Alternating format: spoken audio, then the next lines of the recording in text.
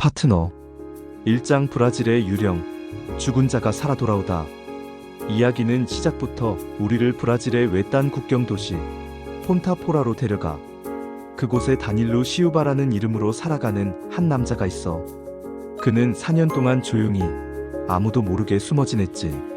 하지만 그의 평화는 곧 깨져. 최첨단 장비로 무장한 한 무리의 남자들이 그의 은신처를 급습해 그를 납치하고 잔인하게 고문하기 시작해.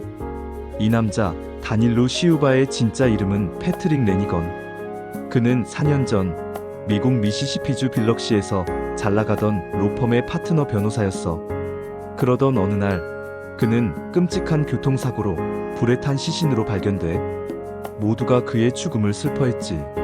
하지만 장례식이 끝나고 몇 주 뒤 그의 로펌과 의뢰인이 연관된 소송, 합의금 9천만 달러 당시 환율로 약 1,000억 원가 감쪽같이 사라진 사실이 밝혀져. 그제야 사람들은 깨달았지. 패트릭이 죽음을 위장하고 돈을 훔쳐 달아났다는 것을. 그를 4년 만에 찾아낸 것은 잭 스테파노라는 악명 높은 사립탐정이야. 그는 패트릭의 로펌이 가입했던 보험사로부터 거액의 의뢰를 받고 끈질긴 추적 끝에 그를 찾아낸 거지. 스테파노의 목표는 단 하나, 패트릭을 고문해서라도 9천만 달러의 행방을 알아내는 것이었어. 패트릭은 전기 고문까지 당하며 죽음의 문턱을 넘나들지만 입을 굳게 다물어. 이장 유일한 동반자, 그리고 보이지 않는 적. 패트릭이 고문당하며 버티고 있을 때 그의 브라질인 변호사이자 연인인 에바 미란다가 나타나.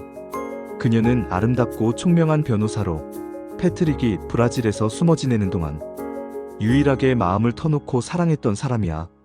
그녀는 헌신적으로 패트릭을 구하기 위해 애쓰고 그녀의 노력 덕분에 패트릭은 미국으로 송환되는 절차를 밟게 돼.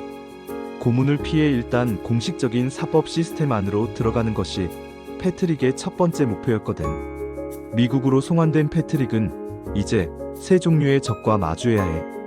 첫째, 돈을 잃어버린 그의 옛 로펌 파트너들과 보험사. 둘째, 연방정부 기금을 훔친 혐의로 그를 기소하려는 FBI와 법무부. 그리고 셋째, 아직 정체가 드러나지 않은 가장 위험한 보이지 않는 적. 패트릭은 미국에서 그의 옛 친구이자 동료였던 샌디 맥더모트를 변호사로 선임해. 샌디는 패트릭의 배신에 상처받았지만 그의 유일한 친구로서 변호를 맡기로 해. 그리고 샌디는 곧 깨닫게 되지. 이 사건이 단순히 돈을 훔친 사건이 아니라는 것을. 패트릭은 샌디에게 충격적인 사실을 털어놔. 그가 훔친 9천만 달러는 사실 거대 방산업체와 관련된 추악한 소송에서 나온 더러운 돈이었다는 거야. 그의 옛 로펌은 이 방산업체의 비리를 눈감아주는 대가로 거액의 수임료를 챙겼고, 이 과정에서 한 상원의원이 뇌물을 받는 장면을 패트릭이 몰래 녹화해 두었다는 거지. 바로 이 비디오 테이프가 패트릭이 가진 비장의 무기였어.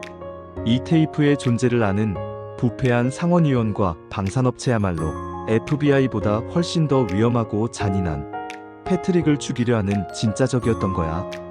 3장 감옥 안에서 시작된 거대한 체스 게임. 이제 패트릭은 교도소 독방이라는 가장 불리한 위치에서 전 세계를 상대로 거대한 체스 게임을 시작해.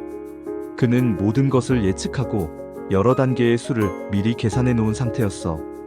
그는 먼저 연인 에바를 통해 언론에 정보를 흘려 자신이 잔인한 고문을 당했다는 사실과 부패한 상원의원의 비리가 담긴 비디오 테이프의 존재를 넌지시 암시하지. 이로써 자신을 함부로 죽이지 못하게 만드는 안전장치를 마련한 거야. 그런 다음 그는 변호사 샌디를 통해 각 적들과의 협상을 시작해. 로펌과 보험사에게 돈의 일부를 돌려줄 테니 나에 대한 모든 민사소송을 취하하라.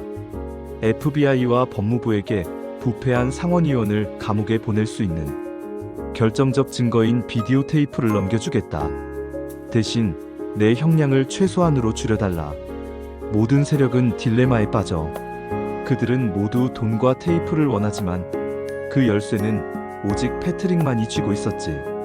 패트릭은 마치 지휘자처럼 법정 밖에서 모든 상황을 통제하고 각 세력이 서로를 의심하고 견제하게 만들어. 그는 자신을 쫓는 사냥꾼들을 거꾸로 자신의 게임판 위에 올려놓고 가지고 놀기 시작한 거야. 사장 충격적인 반전과 최후의 배신. 협상이 막바지에 이르렀을 때 패트릭은 샌디에게 또 하나의 충격적인 비밀을 고백해. 사실 그의 연인 에바 미란다는 그가 브라질에서 우연히 만난 변호사가 아니었다는 거야. 그녀는 패트릭이 돈을 훔치고 도주하기 몇 년 전부터 직접 고용하고 훈련시킨 동업자였어. 패트릭은 하버드 로스쿨에서 가장 똑똑한 여학생이었던 그녀를 찾아내 자신의 계획에 끌어들였던 거지. 그녀의 헌신적인 사랑과 순수한 변호사로서의 모습은 모두 완벽하게 계산된 연기였던 거야. 이 사실을 알게 된 샌디는 경악하지만 패트릭의 치밀함에 혀를 내둘러.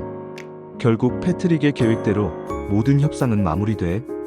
그는 연방정부에 비디오 테이프를 넘겨주고 로펌과 보험사에는 약속한 돈의 일부를 돌려줘. 그 대가로 그는 최소한의 형량만 선고받고 몇 년만 감옥에서 보내면 자유의 몸이 될 수 있게 되었지. 모두가 조금씩 무언가를 얻었고 패트릭은 이 게임의 승자가 된 것처럼 보였어. 그리고 마침내 패트릭이 출소하는 날이 와. 그는 이제 에바와 함께 아무도 모르는 곳에 숨겨둔 남은 거액의 돈을 찾아 행복하게 살 일만 남았다고 생각했지. 그는 에바가 미리 준비해둔 새로운 신분과 여권을 가지고 그녀를 만나러 가. 하지만 그가 마주한 것은 이 소설의 가장 소름 끼치는 마지막 반전이었어. 에바는 패트릭의 지시를 완벽하게 수행했어.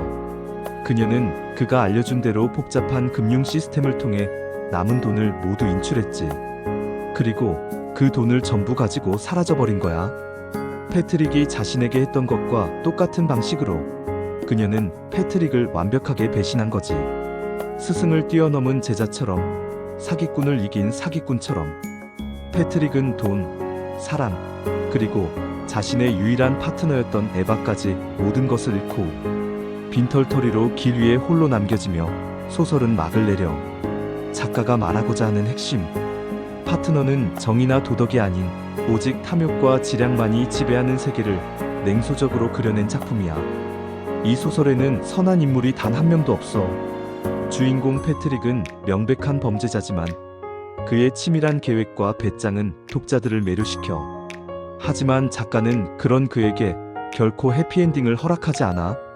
오히려 그가 가장 믿었던 사람에게 모든 것을 빼앗기는 결말을 통해 탐욕으로 맺어진 관계는 결국 더 큰 탐욕 앞에 무너질 수밖에 없다는 냉혹한 진리를 보여주지. 법과 제도는 결국 인간의 끝없는 욕망을 통제하는 최소한의 장치일 뿐이며 그 안에서 벌어지는 게임의 진정한 승자는 아무도 없다는 것을 존 그리샴은 이 완벽한 스릴러를 통해 이야기하고 있어.